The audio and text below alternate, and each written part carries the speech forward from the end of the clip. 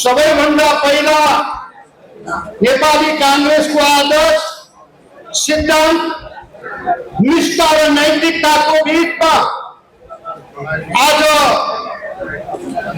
केही समस्याहरू आएको छ। राष्ट्रियता पूर्ण रूपमा संकटमा छ।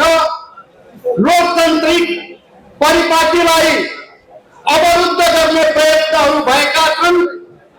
जनताबाट लिखित संविधानलाई संस्थागत रूपमा अगाडि बढाउन आज चुनौती देखिएको छ।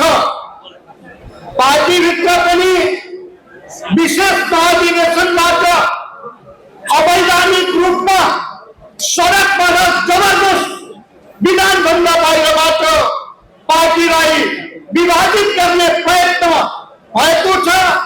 यस्तो अवस्थामा आज मुलुकले एउटा राजनेता खोजिरहेको छ। साथी नै नेपाली कांग्रेसको इतिहासमा नेपाली कांग्रेसका सभापतिहरूले चाहे मानव पीपी कोइराला होस् वा किसिमकी हुन् वा किताब कोइराला हुन् वा सुशील कोइराला किन नहुन्, सबैले आफ्नो समयमा ऐतिहासिक भूमिका निर्वाह गर्नुभएको छ।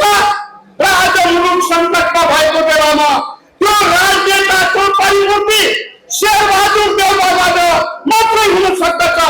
त्यसैले आज अब शेरबहादुर देउवाजीलाई राजनेताको भूमिका निर्वाह गर्नका लागि म आग्रह गर्न चाहन्छु, अनुरोध गर्न चाहन्छु। आजको विषम परिस्थिति छ। म साथीका साथीहरूलाई धेरै प्रश्न सोध्न चाहन्न। म एउटा मात्रै प्रश्न सोध्न चाहन्छु। तपाईहरू 22 गते बेलुकासम्म शेरबहादुर देउवा सभापतिलाई घेराबन्दी गरेर उहाँलाई खोज्दै पैताजी पर्न खोज्दै हुनुहुन्थ्यो। 23 र 24 को घटनापछि के त्यस्तो फरक हो तपाईहरूलाई?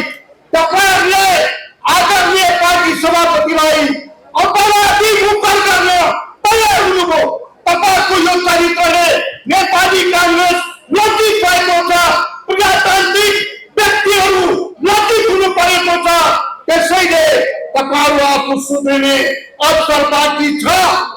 आग्रह गर्न चाहन्छु, नेपाली कांग्रेस बलियो नभइकन, नेपाली कांग्रेस एकजुटता नभइकन मुलुकका यी चुनौतीहरू सामना गर्न सम्भव छैन। त्यसैले गल्ती स्वीकार गरेर 14औं महाधिवेशनको नेतृत्व मार्फत 15औं महाधिवेशन गर्नका लागि